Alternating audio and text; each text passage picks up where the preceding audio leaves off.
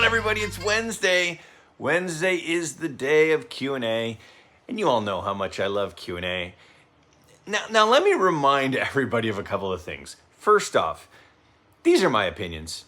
These are just my opinions. I have people that will leave comments and they'll say, Greg, I'm sorry, but I got to disagree. I think you missed the mark here. And I'm like, okay, that's fine. It's totally fine. These are just topics with my thoughts, not necessarily the right thoughts. See, the thing about any form of communication, anytime two people are communicating, sharing ideas, or one person with many, one of the things that is greatly affected by the communication is who's receiving it and their background. And not just their background, but what their situation is. See, I have a lot of students, right? You guys know I'm a teacher. I'm a high school teacher. I've got 120 students. And how I present things and how I talk to different students depends on that student's situation. I'm going to speak differently outside the classroom in a conversation with a student with 100% who's on time every day, who's on task every day, than the student who comes from a background where there's a lot going on. So we always have to understand that when I'm sharing an opinion, it does not mean that it's right for everyone. It might be right for you. It might not be right for you. It depends on your situation. See, my situation is dramatically different than others. Just on Sunday, I posted a video of a conversation that my friend Darren from Return to Collecting and I had. And in that conversation, Darren's showing some of his cards. He's talking about some of his pickups. And his collection is way different than mine. And there are a lot of reasons for that. One of the reasons for it is his disposable budget for cards is much different than my disposable budget for cards. He lives in a different part of the country than me. He has a different career style than me. He has a lot of things that are different than me, but we can still find common ground in collecting, and we can also find enjoyment in sharing the joy of the hobby together. Even though we're very, very different in a lot of ways, we have some similarities. So, whenever I'm giving my take on anything, which is fun to do, please don't feel like I'm suggesting that's the only way to believe and think and collect and participate in this hobby, because that could not be further from the truth. So let's take a look at our first question of this week. Hey Greg, I got a question for you and the MidLife family. If I am trying to sell a card that doesn't look as good as the grade, should I say that in the description? Feedback means a lot when selling, and I don't want a customer to be unhappy.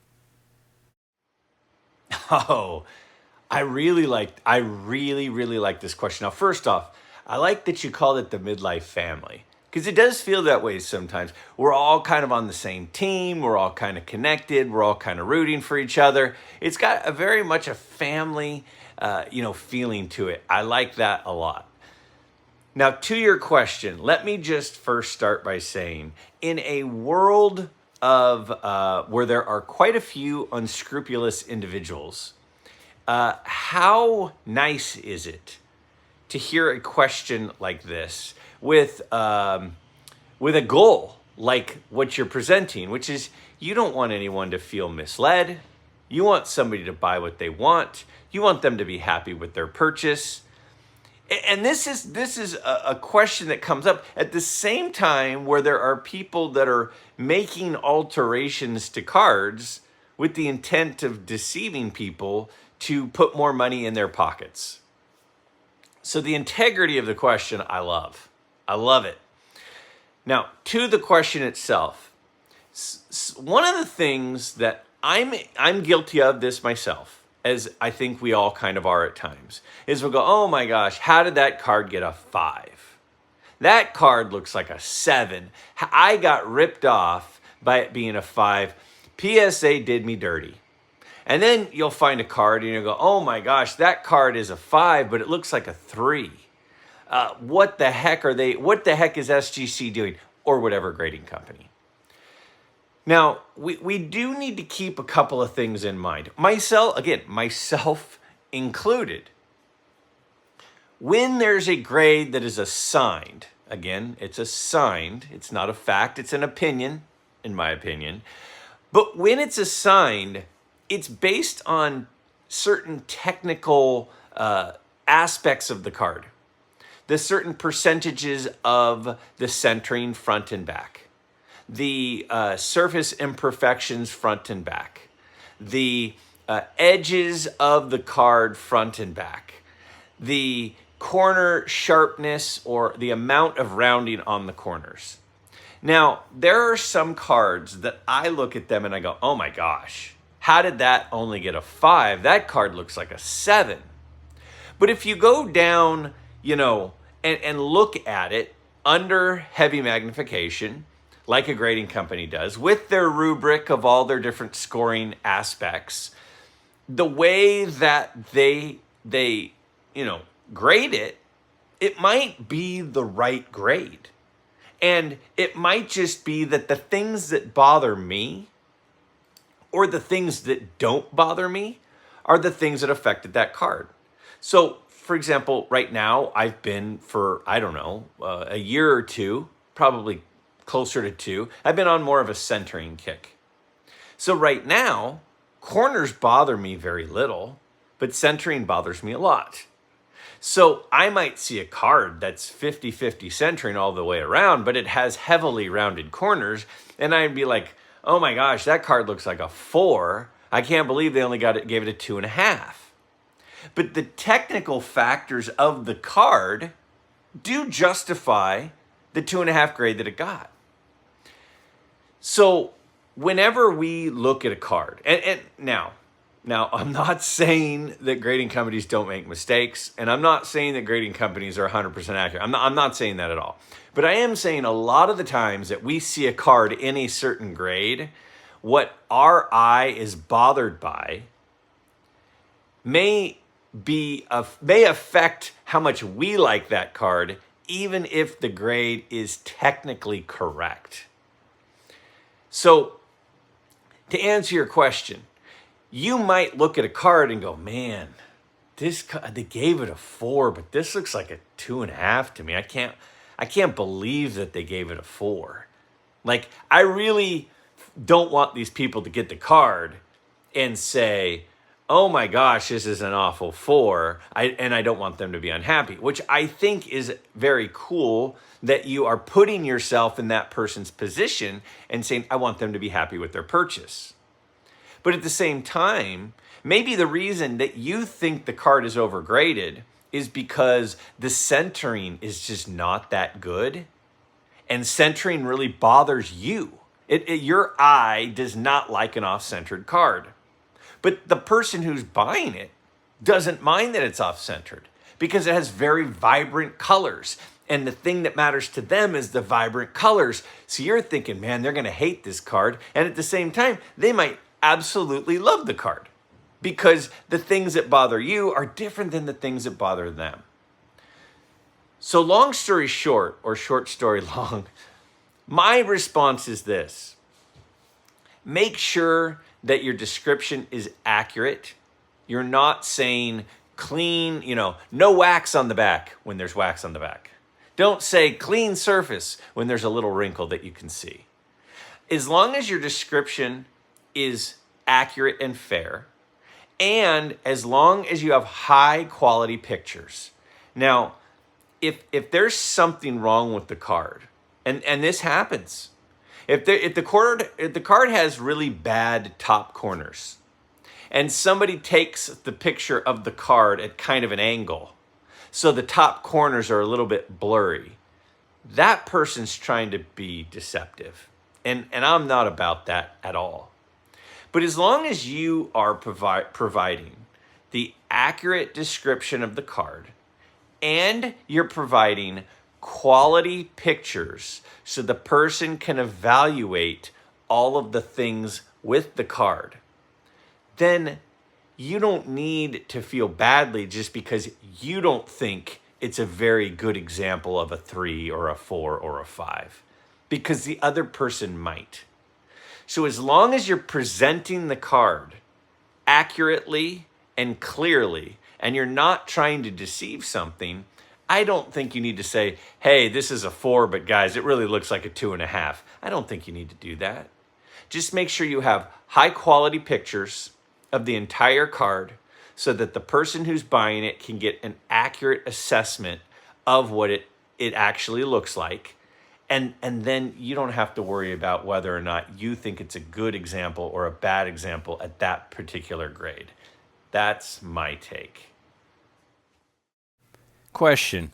If you and your dad, too, were to sell some cards from your collection at a local card show, what cards would you be taking with you? And how would you price them relative to the eBay recent sales prices? Also, pros and cons of selling cards at a show rather than selling online. This is a great question. And one of the reasons I like this question, I picked this question this week, is because I do have a card show that my dad and I are doing at the end of April in downtown Sacramento that we're going to set up at.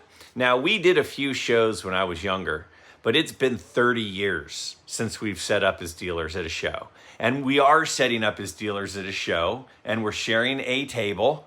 And if you're in Northern California and you're thinking about coming to the show, again, I'll share the information as it gets closer, but it's toward the end of April, and it's in Sacramento.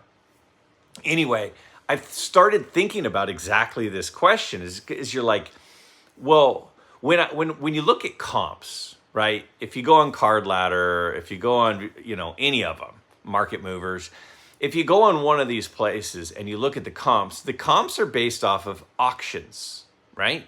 They're based off of auction realized prices. And the thing about auctions is there are fees. So the amount that the dealer gets, or the amount that the seller, right, gets, or the amount that the person paid, is not really the amount that what the card sold for. So even based on the state that you're in, if you're buying a $1,000 card on eBay and you live in Oregon where there's no sales tax, you just pay what the amount of the card is plus shipping. But if you live in California, like where I live in California, the sales tax is 8.5%.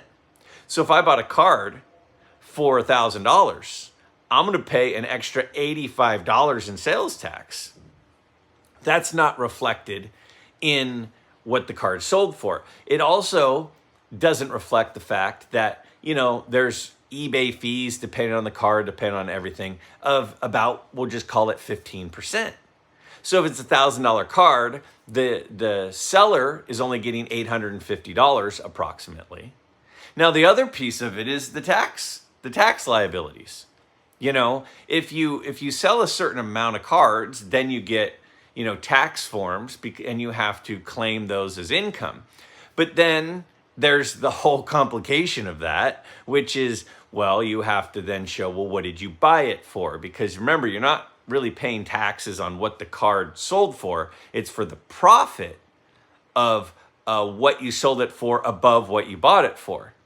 And then that makes record keeping a disaster, especially if you're just a hobbyist like I am, right? I'm not a professional dealer. I buy cards, and when I'm tired of them, I sell them, and I buy other things that I'm not tired of. So the whole tax thing is a whole separate disaster.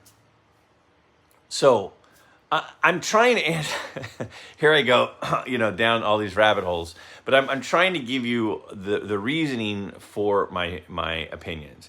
Now, you then go to a card show and you go, oh, well, this guy doesn't have to pay eBay fees. So if he sold this card for $100, he'd only get $85. So if I offer him $85, it's really the amount he should get if he were to sell it online. But who says he sells stuff online, right? And who says that's the price that he charges when he sells stuff online? For example, 4 Sharp Corners, right? It's a major online seller. If you see a card on eBay being sold by 4 Sharp Corners, it it adds in 15% to cover the eBay fees.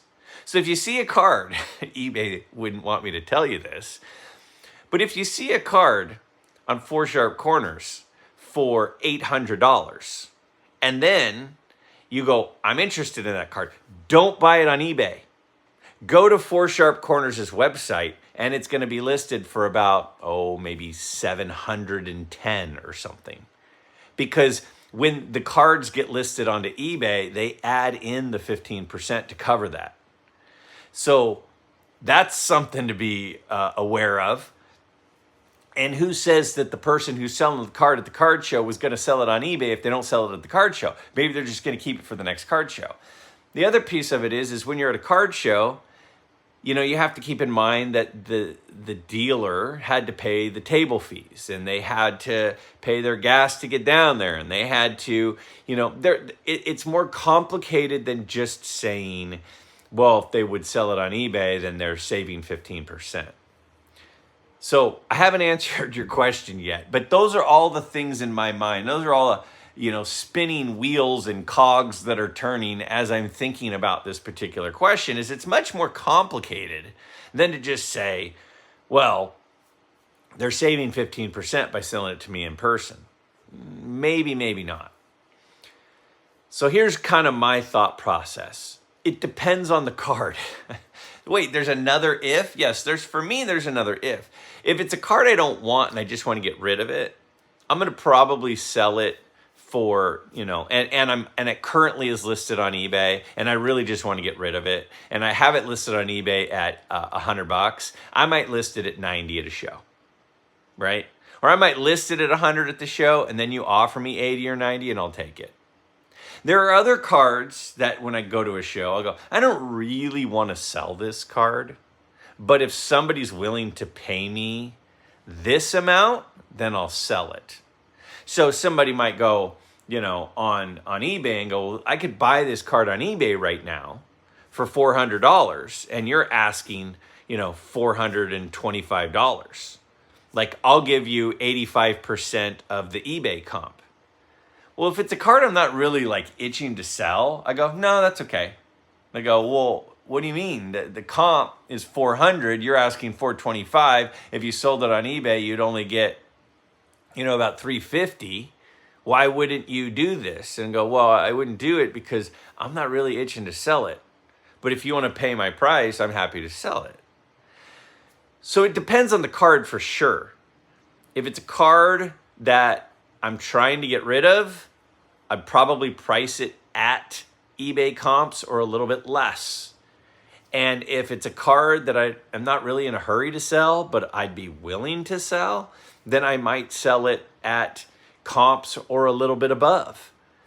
So it really just depends on a variety of factors, and I don't think that there's an easy answer to the question. So for me, it depends. If I'm trying to get rid of it, I'd sell it at comp, at eBay comp or a little bit less is what I'd list it at. If it's a card I'm not really that interested in selling, but I'd be willing to, I'd probably list it at eBay comp or a little above. But that's just me. Again, doesn't mean that's the right answer. How do you decide what cards to submit for grading? Such a short and simple question. And wouldn't you know it, I'm going to make it not a simple answer. There are times I think when my kids we're driving in the car and my kids will say hey, Dad, where do you think I should go to college?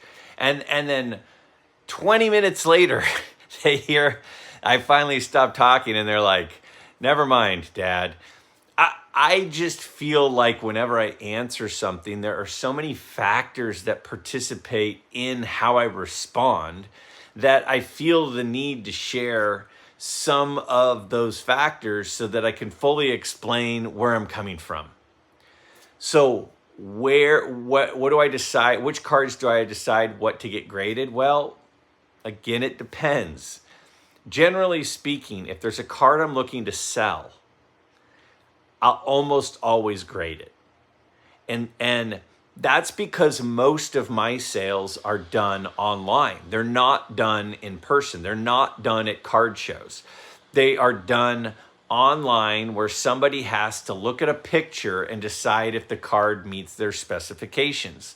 And it's so easy to not see something on a 2D picture of a 3D object like a card that it provides a lot of security for somebody when they're buying a card online to have it graded. Doesn't mean the grade is always going to be something that we agree with, but it does tell people a lot about what the card's condition actually is. If it looks like a very, very, very nice near mint to mint card, and all we have is a picture, it's possible that it has a wrinkle. But if it's in a 7 holder or an 8 holder, it doesn't have a wrinkle. We can be pretty darn sure about that. So that peace of mind for the buyer makes more people willing to take the risk and buy it. And because of that, it makes the price higher. So it's not difficult to take raw cards and that you bought in person at a good price, grade them and sell them for more, because there are a lot of people out there who do not live in a region where they have a lot of places to buy cards other than online. So there is more demand online because it reaches a greater group of people. So when I go to sell a card, I almost always grade it first. I rarely sell a card online if it's not graded. The other time that I get a card graded is when I think that the added value is more than the cost of grading. Let me give you an example. If I have a card that's worth $50 that I bought for $50, that I look online and the comps are $50, and to me it looks like a solid 6 or a 7. Okay?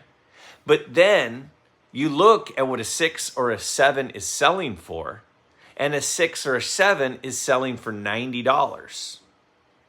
Well, let's just say the 6 is selling for $90 and the 7 is selling for $150. The extra value by getting it graded takes it from either 50 to 90, an increase of $40, or from 50 to, 125, 150 more if it gets a higher grade, which is more than the cost of grading. So if the added value to a card is more, even in the worst case scenario, even if there's no way this card could get a 5, it's going to get at least a 6, hopefully a 7. And the added value of going into a 6 holder is more than the cost of grading, then generally I'll get it graded. And the reason I'll get it graded is because even though I might not be selling it today, if at some point I do end up selling it, now it's already graded, I've already got it taken care of, and the added value is more than the cost of grading was. So, long answer to your very short question, but if I'm going to sell it, I'll almost always get it graded first.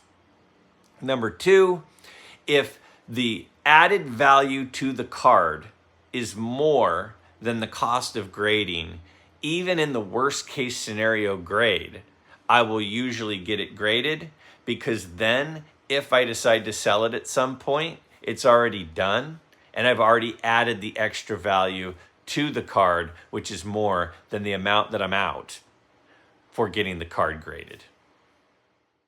I've wanted a Bird Johnson rookie, but can't afford it. I found one at my card shop, detached, with the wrong Irving. Not many right ones show up detached for sale. I found one finally on ComC. It was overpriced, but I had the money and I bought it. Would you have done this? So when this video started, the thing that I started talking about, and I talked at the very introduction, was that what you might say to something, or how you might say something, or how you might receive something, or what your opinion might be would a lot of the times just depend on your personal situation. And we all have different situations and preferences. So when people say things like, hey, Greg, have you ever thought about buying any, 1982 Topps cards?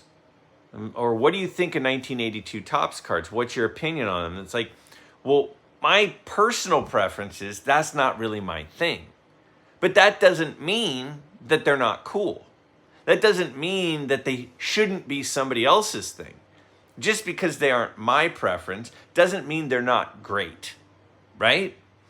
So in this particular situation, I'm actually fortunate enough to have a Bird Magic Dr. J rookie card. I got mine, I don't know, maybe 3 years ago now.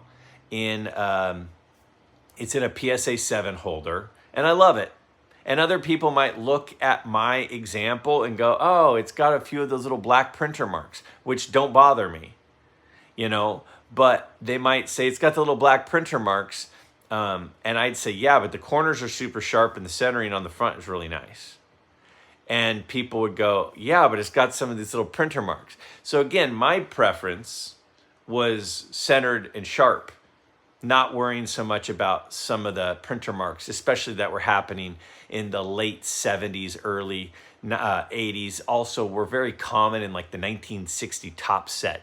Had a lot of those that had those print marks in them. Like in the Carl Yastrzemski, it's really popular, or not popular. It's really common to see those black printer marks.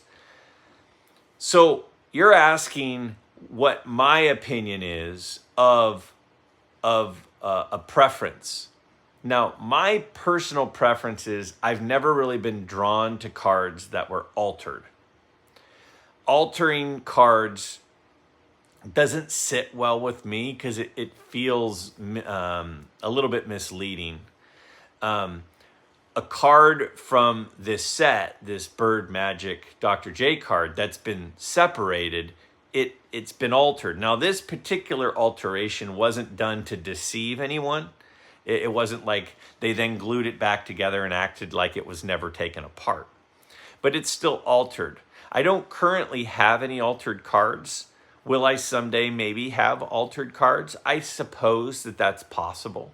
But it's not something that at the moment I have or I've participated in. So would I have done this? Would I have bought the 3 separate panels and gotten them to match? But I would say no, but not because it's a bad idea. It's just because it's not my thing. So I don't ever want to come across as a person who says, well, if Greg doesn't like it, then it's not a good idea or it's not something you should collect. There are a lot of things that I don't collect that other people absolutely love and pay big money for. And it doesn't mean that I'm right or wrong. It just means I'm different. And see, that is truly the beauty of this particular hobby, is there are so many options. And then even within the same card or the same set, the options of what somebody prefers versus doesn't prefer can change so greatly. If we were to say, hey, how about, a 1955 Hank Aaron card? And one person just wants it super sharp corners. And another person just wants it super centered. And another person doesn't care about creases, but really wants bright colors. 3 different collectors of the same card could have dramatically different preferences as to what they're hunting for. And nobody's wrong. Nobody's wrong there. Everybody can be right because it's about what they like and they want to collect. So in this particular situation, if this is something that brought you joy to pick up those 3 panels, I think it's terrific. Is picking up the 3 different panels something that I would do? That's just not my thing, so it's not. But there are a lot of things that aren't my thing that are still great to collect. Greg, I have a question for you.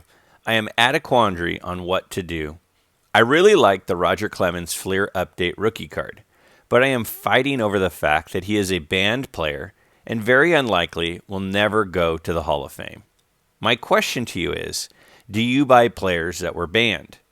Players like Barry Bonds, Roger Clemens, Pete Rose, Sammy Sosa, McGuire, Denny McClain, and even newer stars like Fernando Tatis, who were suspended for PED use, and many more. I don't collect any players that are banned. One, for reasons of being banned by the MLB, and two, most of the cards have resale problems. Would you buy any of these players? I did at one time have Tatis, but sold all my cards due to his PED use. Do you think most of us midlifers that grew up collecting during the 80s are now focusing more on vintage pre-war instead of the scarcer versions of the cards from our childhood? I'm a 46-year-old vintage collector, but I've been focusing recently on high-grade Tiffany Desert Shield versions of the cards we grew up with, 84 to 91 Topps and Bowman. The print runs on most of these sets are extremely low. What's your opinion on that move? So these two questions, I feel like there's a fair amount of overlap with my opinion on them. And they are like my childhood that we're talking about. So I wanted to include both of them into my same response and kind of put it all in one big ball. So I usually do 5 questions a week. This week, I'm doing 5 responses, but 1 response to these 2 questions. Now, as far as the PED players or the banned players go, I can't give somebody else a recommendation as to whether they should be collecting guys that have been under suspicion of PEDs or have been caught with different things where they've been banned. Like, I can't tell somebody else whether that's a good or a bad idea. I know that it's boring to say collect what you like, but you got to collect what you like. You have to get what you enjoy. There have been cards that I've bought over the last several years that I get them and I'm like, okay. And then there are cards that I've gotten, I'm like, man, I'm so excited to have this card. I'm so excited to have this card. And when you have limited funds, you know, we all have limited funds, even the people who have massive collections with crazy amounts of money included, they still have limited funds. So if you have limited funds, you have to be buying the thing that when you get it, you're really, really excited to have it. Now, at the same time, there is a piece of all of us that gives us a little bit of peace when we are buying things that we think will maintain value or potentially go up in value, right? You know, when you go and you buy something that has a rapid depreciation in its value. So say I go out and buy a $90,000 car, and 4 years later the car is worth $40,000, right? That is a lot of money to lose. And that's one of the reasons a lot of people don't buy expensive cars, is because of the amount of depreciation. So we like to buy things, because if we bought that $90,000 car and we said, hey, there's a really good chance in 10 years that this $90,000 car is going to be worth $150,000, you would feel a lot less guilty buying it, right? You would feel way less guilty buying it if you thought it was going to go up in value. So I do understand also not just buying what you like, but wanting to buy something that we think has potential long-term value and could potentially go up. So if you think that the PED players won't go up, then you're a little bit hesitant to want to spend the money, because it's possible it would be hard to get the money back out of them if you decided it was a mistake. Do I buy any cards of those era players? I do buy some, not a ton. But now let's go ahead and look to the second question that I just read, which is about buying Tiffany cards and the Desert Shield, Desert Storm cards from from 1991 Bowman, right? And 1991 Topps. Now, the thing about the junk wax era is that there were literally pallets of those cards. Like, even a card that is a very desirable player. So an 89 Fleer Ken Griffey Jr. card, right? That card, even at the time, when you'd pull it out of a pack, you're like, this is Ken Griffey Jr. rookie card. This is a great card, right? And even now, people are like, I want Ken Griffey Jr. rookie cards. But there are so many of those cards. There are so many that you can still go to a card show now and buy one for $5 to $10. But the thing about some of those cards, and the ones exactly that were mentioned, were Desert Shield and Tiffany. I just looked at the question. I typed out the question to make sure that I had the right group. But the Desert Shield and the Tiffany cards. The thing that makes those much more likely to maintain their value is that the supply is so much less. So people are saying, what do you mean Desert Shield cards? So if you're not familiar, what happened was during the first Gulf War back in 91, Topps took their standard Topps cards.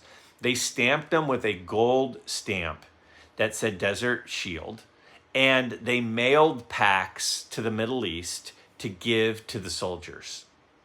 And those cards are fairly rare.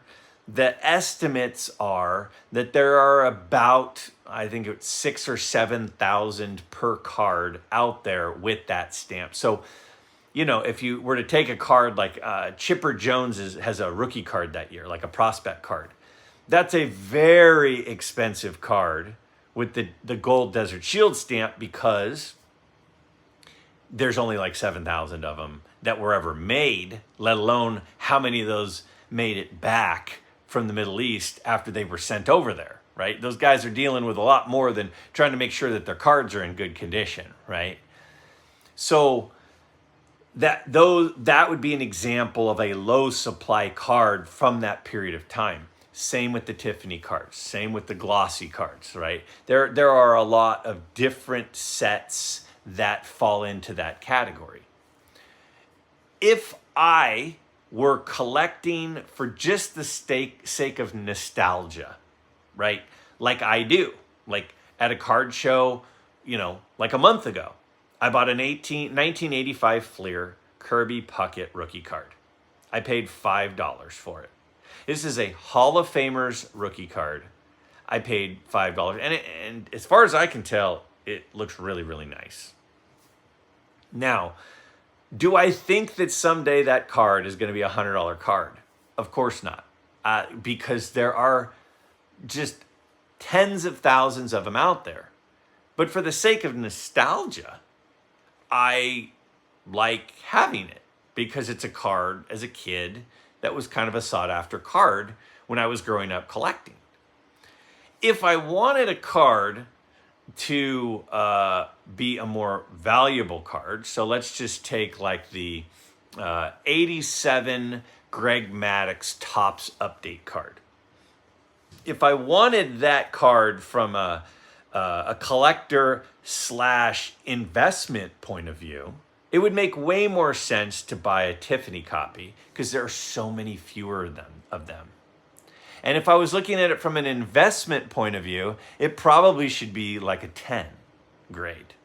Now, even though the 9 grade might look exactly like the 10 grade, there are fewer of the 10 grade. There's more demand for the 10 grade.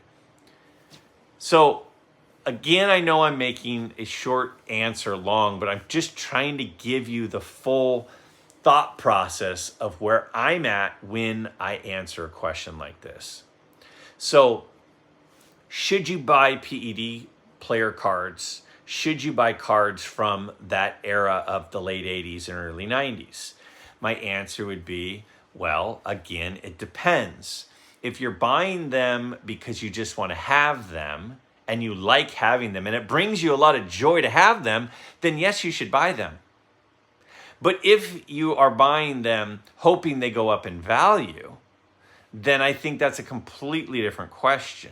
And I think that you really should focus more on the rarer versions of them, like the Tiffany, like the glossy, like the Desert Shield versions, where they're much, much rarer, and getting them in high grades, those have a lot more long-term value than the cards that are just the base copy, like my 85 Fleer Kirby pocket card. That's, again, my take. Doesn't mean it's right, but that's just the thought process. Whenever anybody gives an opinion, aren't we just giving somebody else our thought process of what we kind of think about that particular topic? And that's what this is. It's not investment advice. It's just Greg's opinion in the middle of February 2024. It doesn't mean that that opinion won't necessarily change. It might be right, it might be wrong, but it's just my take. If you have a question for an upcoming episode, down below in the comments, simply type the question into the comments to submit it for an upcoming episode. And if you asked a question for this week and I didn't answer it, again, be patient with me. I answer 5 or 6 questions a week, and just ask it again in the comments below to remind me of your question, and I will get to it soon, I promise.